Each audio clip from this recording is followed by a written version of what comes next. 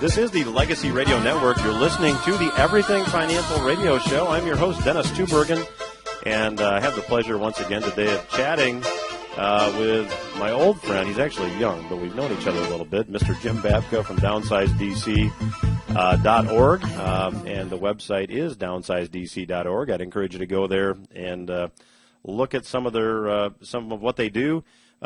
Jim, you have a couple of key proposals you've been working on.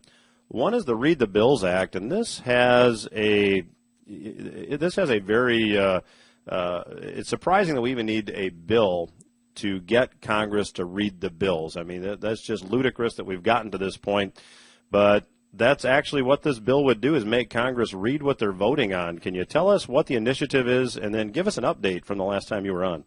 The Read the Bills Act requires every member of Congress that wants to vote yes to spend more of your money to create or retain a program, to pass a law regulating your behavior. Before they cast that yes vote, they have to sign an affidavit saying that they've either heard the bill read to them or they've read it for themselves. And the heard the read bill part says that a quorum has to sit and listen to a word for word, in order, start to finish, reading of the bill.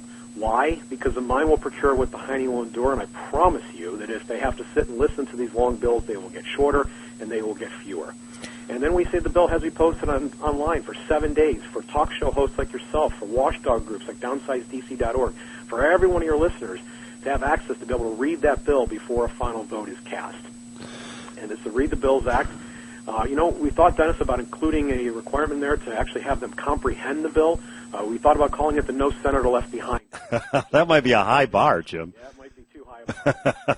Hey, it just strikes me that, I think Obamacare, you can correct me if I'm wrong, but I think it was something like 1,700 pages. I mean, this bill would virtually assure that we don't have bills like that passed ever again. Wouldn't that be a safe assumption?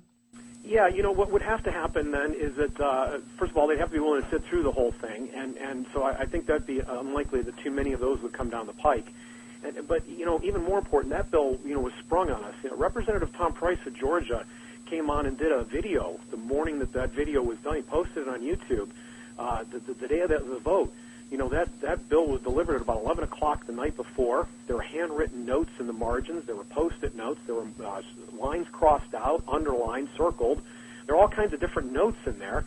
And he showed the entire impressive stack on his desk. The Senate voted early in the afternoon and the House late in the afternoon, or vice versa. I don't remember which it was anymore, but it was far less than 24 hours.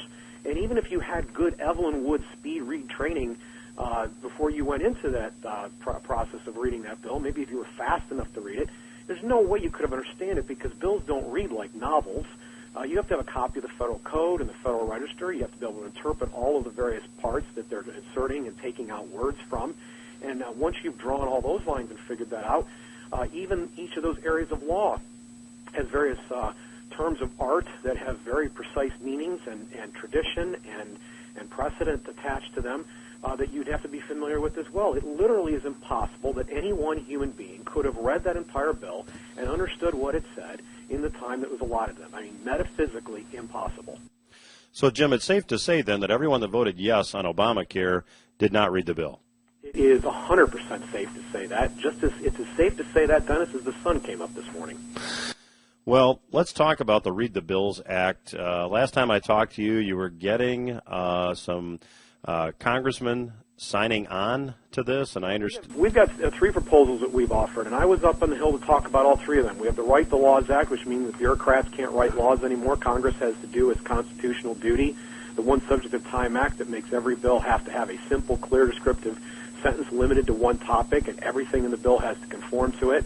And all 3 of these bills have an enforcement clause to them, a common enforcement clause that protects you if you find yourself charged with a crime or a levy of some kind as a result of an illegitimately passed law. And so we went up to the Hill. All 3 bills have been introduced in the U.S. Senate by Senator Rand Paul, and we met with his staff while we were there to work out a couple of things for the next term. And I'm excited. I think that they're going to be putting some greater emphasis on read the bills during the coming term. It was just introduced in July in all 3 cases. In the House, we met with our sponsor for the One Subject at a Time Act. We're up to 9 co-sponsors over there. And I believe we're going to have a nationally known figure helping us out next year with a little bit of commentary to help spread the word about the One Subject at a Time Act. And probably even as a result of some Hill visits, one or two, maybe three more sponsors next year that we didn't have this past year.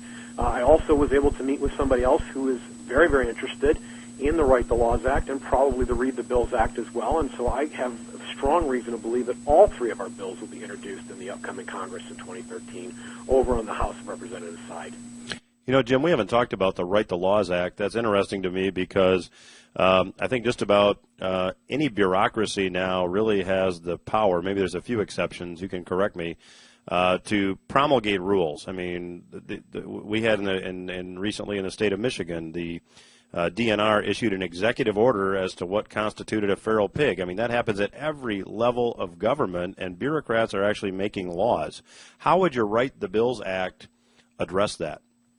Well, we simply say they can't. You know, it's interesting. The Constitution doesn't include the word separation of powers, Dennis, but we all recognize that they're there. Article 1's about the Congress, the 2, the President, and 3, the courts. They're considered co-equal branches, and our founders wrote about how these branches were supposed to be jealous of their powers. But over time, executive branch agencies have not just merely enforced the law as they were supposed to, but they have written the law that cause you to be arrested, and they've even set up their own courts so that if you get stuck in a bureaucratic snafu, you can't get access to an Article 3 court until you've been through all of their procedures, which can get quite expensive. They kind of wear you down. They try to take advantage with their unlimited resources and wear somebody down through the system, grind them down to a nub. We're saying that we haven't even begun to deal with that back-end problem. We're dealing with the front-end problem and saying that any regulation they want to write, if there's a prison sentence attached to it, if there's a levy or a fee or a fine of any kind, a hearing even, if it's going to regulate the behavior of the American people, anything outside of the parameters of government employees' activity, then it can't be an executive order of the president or a regulation. It has to go to the Congress, and they have to do their Article 1 legislative responsibility. You know, Jim, I was taking a look at your website, and you wrote an article called Are Your Conversations Doing More Harm Than Good? And you had a quote from H.L. Mencken that you included in the article. I thought it was great. Government is a broker in pillage, and every election is sort of an advance auction in stolen goods. Just a very, very good quote. In the article, though, you talked about the fact that anti-statists, and I'll let you expand on this, but basically you're saying, you know, don't be anti-partisan, be anti-statist, and you talk about how to sell this message. Can you expand on what you talked about in the article? Well, the Mencken quote, the relevance to it, and the focus and the one aspect of the story that you're talking about there was about being anti-partisan. There's a real trap that we've run into over the years. A lot of us have recognized that when man is free, when men and women are able to pursue their own bliss and search for their dreams, that they are happiest, they are their most productive, they are their most virtuous, they give the most benefit to humanity. They can even build peace and deliver great innovations. We want that. That's something we want. That's the kind of social system we want. That's how we want to be treated as persons. The political parties, per Mencken, are basically organized criminal gangs. That's what they are. They divide up the loot between each other. There's two families allowed to sit at the table, the Republican family and the Democrat family, and they give each other the jobs they need and so forth. And what we're suggesting is that when you engage in a political conversation, you spend your time picking a position that sounds too Republican or sounds too Democrat, you run the risk of running into the tribalism. It just kind of basically causes everybody's minds to just shut down. They know which side you're on, and they think, oh, he's just a hack for that side. And we were trying to encourage people and are going to continue to encourage people to begin having a very different kind of conversation. And this is largely what the Zero Aggression Project will be about.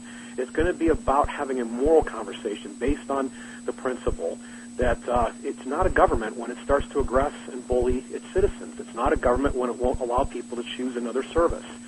And, it's real simple, Dennis. If you don't like the fact that they put extra pickles or you removed the pickle order at the local McDonald's, you can fire them instantly and never go back again.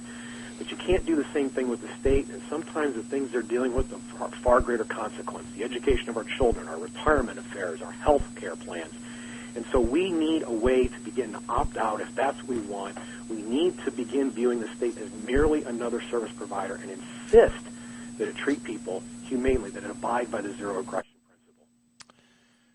Well, Jim, in the time we have left, it's very appropriate, I think, to talk a little bit of politics. Now that the Republicans and Democrats have had their conventions, how do you see this election season playing out? Any predictions? The statist will win. It's interesting. I have a friend, occasionally, Dennis, I hope you don't feel like I've cheated on you here, but I do other radio shows, too. Oh, my goodness. That's yes, it. And one of the other hosts whose show I go on semi-regularly, I encouraged him for one of our episodes to challenge his audience to a bet. The bet was very simple. He said if Mitt Romney is elected President of the United States, the deficit during his term will grow by at least the same amount as it did during Barack Obama's term, the national debt, And he found people were willing to take it, but only because they want an opportunity in this bet to advertise their product and service and have a chance to meet the host. That was the only reason they took it. Everybody's aware of the fact that no matter which side we pick here, the federal state's going to grow, and we're going to see new powers, we're going to see new troubles, we're going to see more wars, we're going to see greater deficit, greater spending, an unwillingness to address the problems that are so fundamental and that right now are even dragging down our economy. So that's my prediction. That's what's going to happen regardless of which Tweedledee or Tweedledum gets the job. Well, Jim, we certainly appreciate you joining us here on the Everything Financial Radio Show. And if someone maybe is just joining us, why don't you jump in and give your website another plug? I would encourage folks to go check it out. Yeah, the best way to do that is downsizedc.org. We've got a host of issues there. If you click the agenda tab, for example, you'll see the entries for the Read the Bills Act, the Write the Laws Act, and the One Subject at a Time Act. Any one of these issues and others, you can send a personalized message to your representative or senators that are delivered in a way that they will know your constituent, they will read your message, and they will count it on it. And consider it. So we encourage people to use it. It's downsizedc.org. Well, appreciate you being with us, and Everything Financial Radio here on the Legacy Radio Network will return after these words. Stay with us.